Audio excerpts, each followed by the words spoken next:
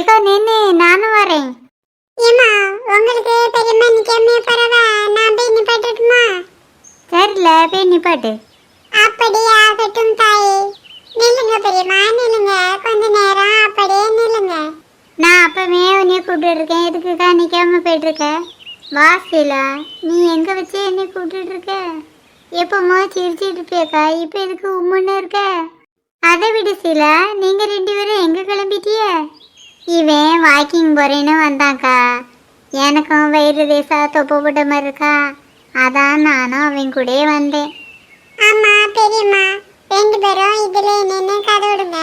நான் உங்களை டிஸ்டர்ப் பண்ண விரும்பல. நான் அங்க போய் நின்று எக்ஸசைஸ் பண்றேன். சரி, அங்க போய் எக்ஸசைஸ் பண்ணு. அப்படியே ஆகட்டும் தாயே. என்னடி ஓ மோனுக்கு என்னாச்சு? பழைய காலத்து சினிமாவில் பேசுகிற மாதிரி பேசுதான்.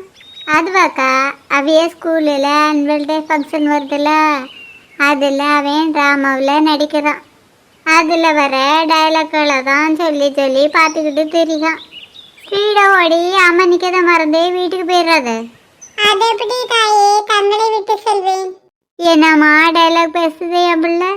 இந்த பரிசையில் வீட்டுக்கு போனதும் அவனுக்கு சுற்றி போட்டுரு. என் கண்ணே அவன் மேலே பட்டிருக்கோம். சரிக்கா, இப்போ சொல்லு, நீ வர மசில எதுக்கு சோகமாக வந்துட்டு இருந்த? அது வசீலா, இந்த மாமியாரோட தொல்லை தாங்க முடியல.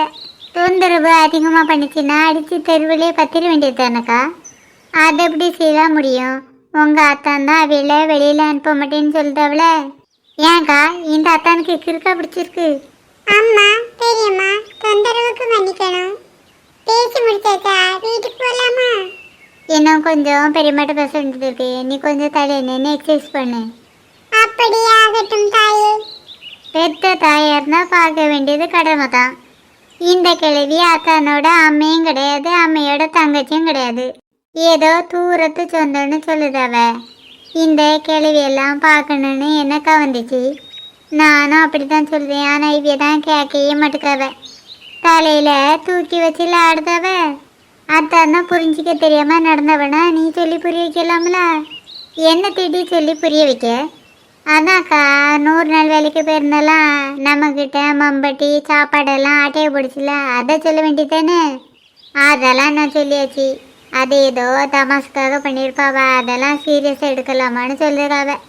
அந்த கிழவி இவ்வளோ நாளாக எங்கே இருந்துச்சோ அங்கே கொண்டு விட சொல்லிட வேண்டியது தானே? நான் சொல்லாமல் இருப்பேனா? சொல்லிட்டேன். ஆனால் அவைய தான் கேட்க மாட்டேக்காத. நான் வேணா பேசி பார்க்கட்டுமா? வேண்டாம், அவைய யார் சொல்லுமே கேட்க மாட்டாவ. பேங்குக்கு போகணுன்னு சொன்னியே, போனேக்கா? போனேன், போயிட்டு வந்துட்டேன். பைசா எடுக்கலையா? எடுத்தேன். எடுத்த பைசாவை கொடுத்துட்டு வந்துட்டேன். எங்கக்கா பைசாவை கொடுத்துட்டு வந்தேன்? அதான் தெண்டத்துக்கு ஒரு கிழவி வந்திருக்குல்ல, அதுக்கு தான் பாடிட்டு வந்தேன். எதுக்குக்கா இப்போ அந்த கிழவிக்கு 1000 ரூபா கொடுத்த? உனக்கு நிறைய ஜாமான் வாங்கணும்னு சொன்னால அதை வாங்க வேண்டியது தானே? நானும் அதுக்காக தான் அந்த பைசாவை எடுத்துகிட்டு வந்திருந்தேன். ஆனால் இந்த கிழவி பொரிச்ச மீன் கடையில் மீனை வாங்கி 1000 ரூபாயை காலி பண்ணிட்டு. என்னக்கா சொல்ற? நீ சொன்னதை நம்பவே முடியல. 1000 ரூபாய்க்கு எப்படிக்கா ஒரு வயசான பொம்பளை மீன் வாங்கி திங்க முடியும்? அது மட்டும் வாங்கி திங்கல, கூட 2-3 வீட்டை சேர்த்து வச்சு தான் வாங்கி தின்றுருக்கு. ஓசியில் திங்கணுன்னா நாக்க தொங்க போட்டுட்டு வந்துடுவாள் வேலை. இப்போ கடையில் ஜாமான் வாங்கிறதுக்கு பைசா வச்சுருக்கேக்கா? ஏன்டா கொஞ்சம் பைசா வச்சுருக்கேன், அதை வச்சு வாங்குவேன். பைசா காணாதுன்னா கேளுக்கா, நான் தரேன். வேண்டாம் சீலா, சும்மா யோசனவ கொடுக்கவனும் கேட்டான் வாங்கினவனும் கேட்டான்னு. நீ கொடுத்து கொடுத்து கஷ்டப்படுக, நான் வாங்கி வாங்கி கஷ்டப்படுவேன். அதனால் நீ தரண்டா, நான் ஏன்டா இருக்கிறத வச்சே வாங்கிடுதேன்.